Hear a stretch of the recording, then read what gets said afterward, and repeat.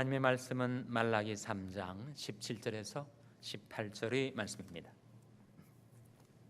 만군의 여호와가 이르노라. 내가 나의 정한 날에 그들로 나의 특별한 소유를 삼을 것이요 또 사람이 자기를 섬기는 아들을 아낌같이 내가 그들을 아끼리니 그때 너희가 돌아와서 의인과 악인이며 하나님을 섬기는 자와 섬기지 아니하는 자를 분별하리라. 아멘. 할렐루야. 전의자 위에 계신 분들과 다시 한번 평강의 복을 기원하는 마음으로 샬롬 인사 나누시기 바랍니다. 샬롬. 샬롬.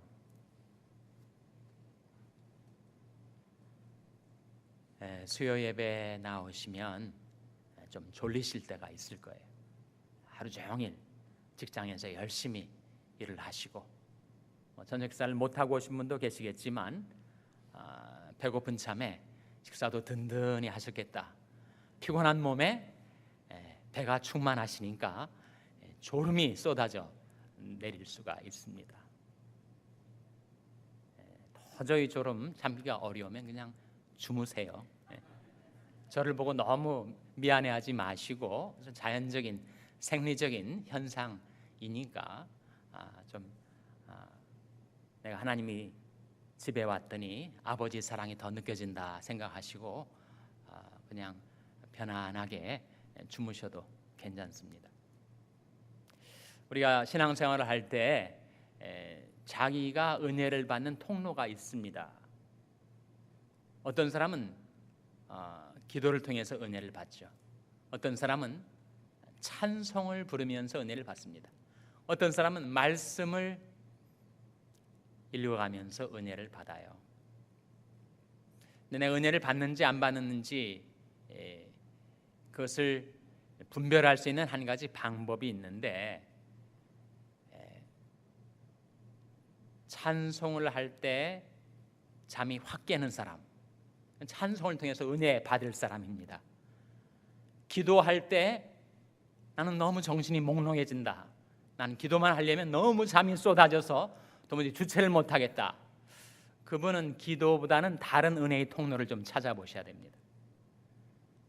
말씀을 대하면 정신이 번쩍 드는 사람, 그런 사람은 말씀을 통해서 은혜를 받게 되는 거예요. 그러니까 하나님이 우리에게 은혜를 주시는 경로가 여럿 있는데, 특별히 나는 이러할 때 은혜를 받는가 보다, 그것을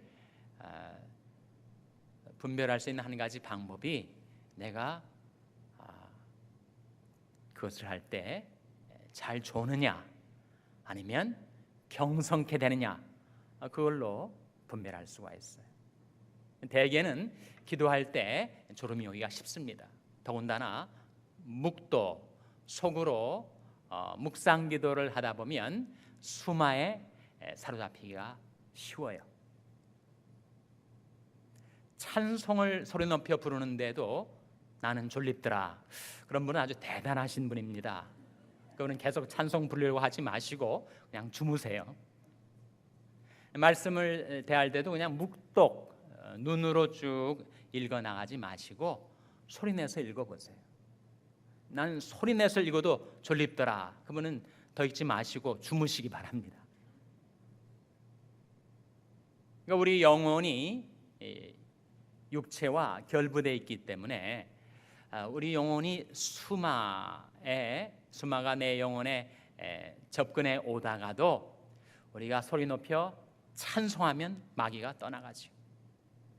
하나님의 말씀을 낭독하면 마귀가 붙잡질 못합니다. 기도할 때도 하나님과의 깊은 영적인 교통함 속에서 묵독할 수가 있죠. 묵도할 수 있어요, 묵상기도. 그러나 내 몸이 너무 피곤하고 자꾸 수마에 눌리는 것 같다, 그럴 때는 부르짖어 간구하는 것이 도움이 됩니다. 너희는 내게 부르짖으며 와서 내게 기도하면 내가 너희를 들을 것이요 하신 말씀대로 찬송할 때도 어떤 때는 너무 피곤하고 힘이 없어서 찬송할 목소리가 내게 남아있지 않다, 그럴 경우도 있죠. 저도 그렇게 느껴질 경우가 있습니다. 그러나 가능하면 하나님께서 우리에게 주신 이 은혜의 통로들을 활용하실 때 여러분이 음성을 활용하시기 바랍니다. 말씀 읽을 때도 낭독하시고, 기도할 때도 간구하시고, 찬송 부를 때도 가사에만 은혜 받을 수도 있겠지만 소리를 내어서, 소리를 합해서 주님을 높이는 찬양이 나의 영혼을 깨우게 된다는 거예요. 우리가 지난 주일 하나님 말씀을 통해서 하나님의 구원이 누구에게 임하는가 세 가지를 우리가 묵상해 보았었습니다. 3일이 지난 이 시간 여러분 얼마나 기억하시는지. 하나님의 구원이 누구에게 임한다고요? 첫째로 간구하는 자에게 임하고, 둘째로 회개하는 자에게 임하고, 셋째로는 뭡니까? 감사하는 자에게 임합니다. 그래서 우리가 하루 생활하는 가운데 가정에서나 직장에서 세상에서나 무슨 일을 당하든지 그것은 다 내가 하나님의 구원을 체험할 수 있는 그런 기회들입니다. 좋은 일이든 나쁜 일이든 그것은 다 나로 하여금 간구하고 회개하고 감사할 수 있는 계기가 되기 때문이죠. 그렇게 살아갈 때 우리는 하나님의 구원을 체험할 수가 있어요. 시편 50편 23절 말씀에 감사로 제사를 드리는 자가 나를 영화롭게 하나니 그 행위를 옳게 하는 자에게 내가 하나님의 구원을 보이리라 하신 말씀대로 우리가 그렇게 살아가면 하나님이 우리를 향해 하나님이 구원을 보여주신다 약속하신 말씀대로입니다. 이제 오늘 본 말씀 말라기 3장 17절 한번 같이 읽겠습니다. 말라기 3장 17절 말씀 같이 읽겠습니다. 시작. 만군의 여호와가 이르노라 내가 나의 정한 날에 그들로 나의 특별한 소유를 삼을 것이요 또 사람이 자기를 섬기는 아들을 아낌같이 내가 그들을 아끼리니. 만군의 여호와, 천지 만물을 창조하시고 섭리하시고 구속하시고 심판하시는 만군의 하나님께서 그날에 우리를 하나님의 특별한 소유로 삼아 주실 것이다 하셨는데 그날이 언제죠, 여러분? 그날이 언제입니까? 하나님께서 우리를 세상 만민, 열국의 모든 거민들 가운데서 우리를 하나님의 특별한 소유로 삼으실 나의 정한 날 언제일까요, 여러분? 예수 그리스도의 날을 가리킵니다. 그래서 예수 그리스도를 이 세상에 보내신 날, 예수 그리스도를 통하여 하나님께서 우리를 특별한 소유로 삼으실 것이다.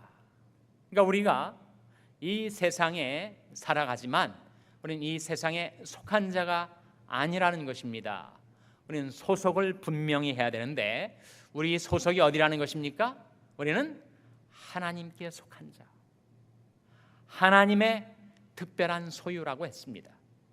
이것을 다른 말로 말하면 친백성입니다. 친백성, peculiar people이라고 해서 하나님의 백성들을 하나님은 당신의 친백성으로 삼으셨어요. 네, 무엇으로 우리를 친백성으로 삼으셨는가? 예수 그리스도로 말미암아. 디도서 2장 14절 한번 찾아보시기 바랍니다. 디도서 2장 14절. 디도서 2장 14절은 신약성경 348면입니다. 신약성경 348면 디도서 2장 14절 말씀. 디도서도 신약성경 중에 좀 잘 안 찾아지는 책이지만 여러분 페이지를 찾아보십시오. 신약성경 348면 디도서 2장 14절 찾으셨습니까? 같이 읽겠습니다. 시작. 그가 우리를 대신하여 자신을 주심은 모든 불법에서 우리를 구속하시고 우리를 깨끗하게 하사 선한 일에 열심하는 친백성이 되게 하려 하심이니라. 하나님께서 우리를 무엇이 되게 하려 하셨다고요? 친백성, peculiar people, 유별난 백성, 특이한 백성, 하나님이 소유로 삼으신 백성, 그런 뜻입니다.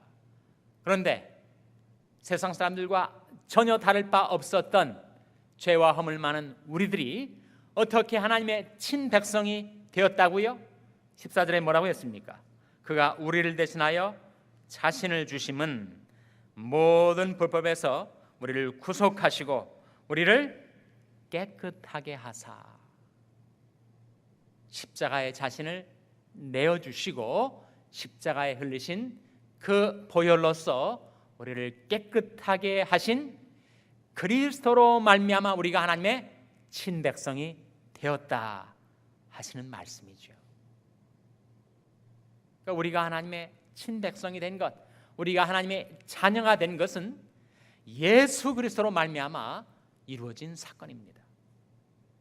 그렇기 때문에 하나님이 우리를 보실 때 보배롭고 존귀하게 여기세요.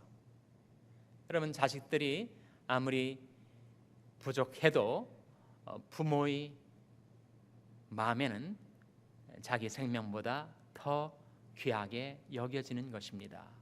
그래서 여러분이 기도하실 때도 자기 자신을 위해서 기도하는 것보다 자식들을 위해서 더 간절하게 기도하게 되는 거죠. 우리 마음이 자녀들에게 가 있는 것입니다. 자식들이 그렇게 귀중하게 여겨지는 것이 자녀들이 완벽한 삶을 살기 때문이 아니라는 거죠. 그것은 피 관계, 생명의 관계 때문입니다.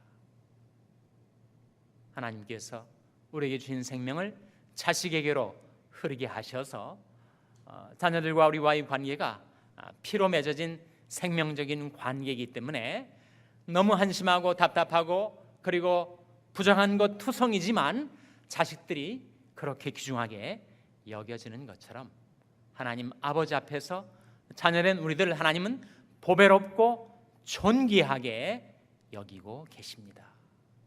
귀중한 하나님의 자녀들. 그래서 우리를 특별한 소유로 삼으신 다음에 아비가 아들을 아낀 같이 우리를 아끼신다 하는 말씀이 17절 하반절에 나오잖아요. 또 사람이 자기를 섬기는 아들을 아낌같이 내가 그들을 아끼리니, 하나님께서 그렇게 우리들을 아껴 주십니다. 그것은 우리가 하나님의 자녀이기 때문이에요. 근데 우리가 어떻게 하나님이 자녀가 되었는가? 여러분이 암송하신 분들이 많이 계실 거예요. 요한복음 1장 12절 어떤 말씀이죠? 영접하는 자, 곧 그 이름을 믿는 자들에게는 하나님의 자녀가 되는 권세를 주셨으니, 우리 어떻게 하나님이 자녀가 되는 그런 권세를 받았습니까? 바로 예수 그리스도로 말미암아. 예수 그리스도를 영접하는 자, 예수 그리스도의 이름을 믿는 자들에게는 하나님이 자녀가 되는 권세를 주셔서 우리를 그렇게 특별한 소유로 삼으시고 사람이 아들을 아낌같이 우리를 아껴 주신다는 거예요. 그래서 하나님은 말씀을 통해서 거듭거듭 우리에게 우리 신분을 상기시켜 주십니다. 갈라디아서 3장 26절 한번 찾아보세요. 갈라디아서 3장 26절, 우리가 어떻게 하나님의 자녀들이 되었는지를 보여주는 말씀입니다. 갈라디아서 3장 16절, 신약성경 305면이죠. 신약성경 305면 갈라디아서 3장 26절에 보시면 우리가 어떻게 하나님이 아들이 되었는지 그 길이 나타나 있습니다. 신약성경 305면 갈라디아서 3장 26절 말씀입니다. 다 같이 읽으시겠습니다. 시작.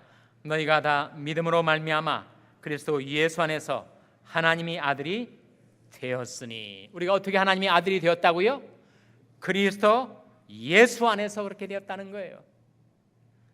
내가 의로운 행위를 해서가 아니라, 내가 대단한 공로를 쌓아서가 아니라, 나는 다만 예수 그리스도를 믿은 것뿐인데 믿음으로 말미암아 그리스도 예수 안에서 우리를 하나님이 아들들로 삼아 주신 것, 그것은 하나님의 은혜와 사랑입니다.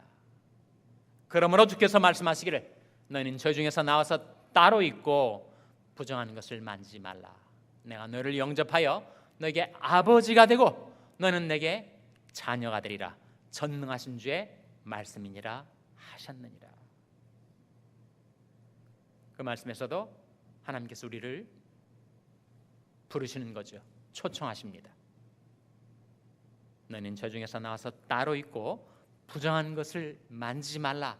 내가 너희를 영접하여 너에게 아버지가 되고 너희는 내게 자녀가 되리라.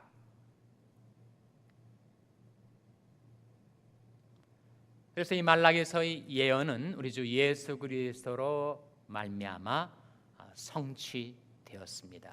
그래서 이제는 누구나 예수 그리스도를 믿는 자는 하나님의 자녀가 되고 하나님의 특별한 뭐가 된다고 했습니까? 특별한 소유가 된다.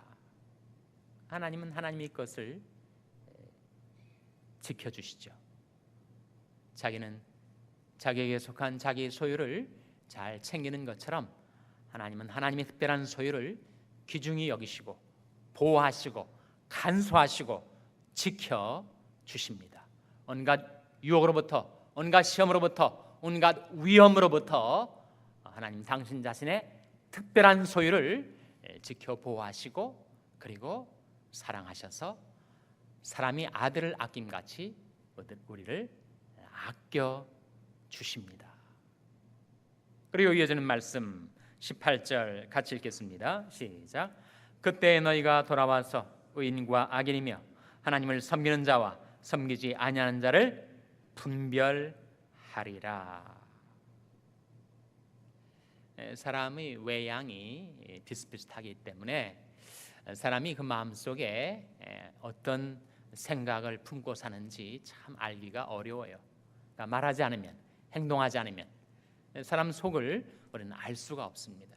그래서 이 사람이 정말 의인인지 악인인지 분별하기가 어려워요. 이 사람이 정말 하나님을 섬기는 사람인지 하나님을 섬기지 않는 사람인지 외관으로는 분별할 수가 없습니다. 그런데 우리가 언제 분별력을 얻게 되는가? 언제 분별력을 얻게 된다고 했습니까? 18절에 언제 분별력을 얻게 된다고요? 우리가 하나님께 돌아올 때, 그때 너희가 돌아와서 의인과 악인을 분별하고 하나님을 섬기는 자와 섬기지 아니하는 자를 분별하게 된다. 우리가 하나님을 떠나면 우리 영안은 어두워져서 분별력을 상실합니다. 그렇게 하나님을 떠났다가도 우리를 부르시고 책망하시는 하나님의 음성을 듣고 하나님께로 돌아오면 우리에게 분별력이 생겨요. 주의 말씀을 열므로 우둔한 자에게 비추어 깨닫게 하나이다. 대저 생명의 원천이 주께 있사오니 주의 광명 중에 우리가 광명을 보리이다. 어떻게 분별할 수 있는가? 우리가 하나님께로 돌아올 때, 그때 하나님께서 우리에게 분별력을 갖게 해주셔서 외관은 다 비슷비슷한 것 같지만 의인과 악인을 분별하고 하나님을 섬기는 자와 섬기지 아니하는 자를 분별할 수 있는 영적인 분별력을 우리에게 주신다고 했습니다. 그럼 분별에 있어서 중요한 것은 기준 아니에요? 기준을, 시금석을 잃어버리면 분별할 수가 없죠. 네, 기준을 우리에게 주십니다. 그 기준이 무엇인가? 잠언 1장 23절에 나옵니다. 한번 찾아보시기 바랍니다. 잠언 1장 23절.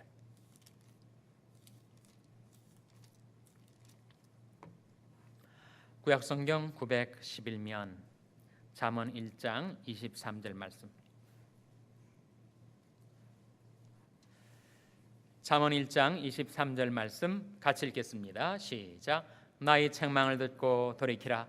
보라, 내가 나의 신을 너에게 부어주며 나의 말을 너에게 보이리라. 우리가 하나님의 책망을 듣고 하나님께로 돌이킬 때, 하나님께로 돌아올 때 하나님께서 우리에게 분별력을 주시기 위하여 두 시금석, 분별의 시금석, 두 분별의 기준을 주시겠다 하신 것이 하반절에 나오죠. 그 두 가지가 뭡니까? 나의 신과 나의 말이죠.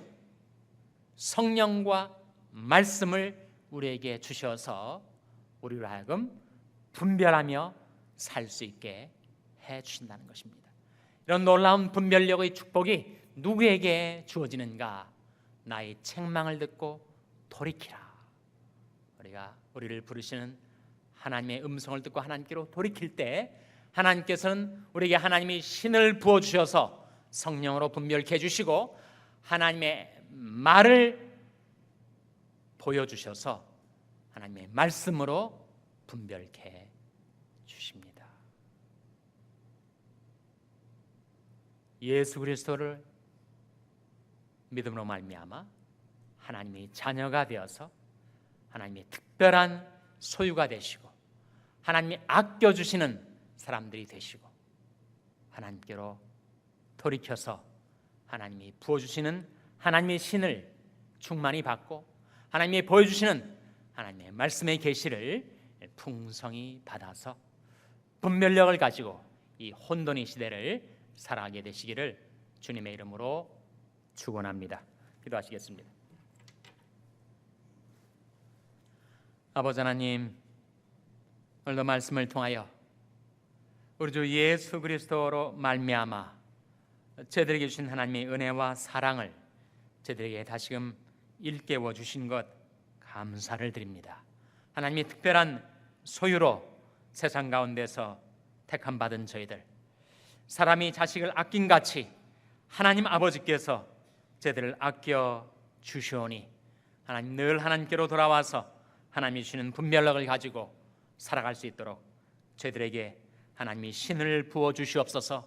하나님의 말씀을 보여 주시옵소서. 이 모든 말씀을 예수님의 이름으로 기도하옵나이다. 아멘.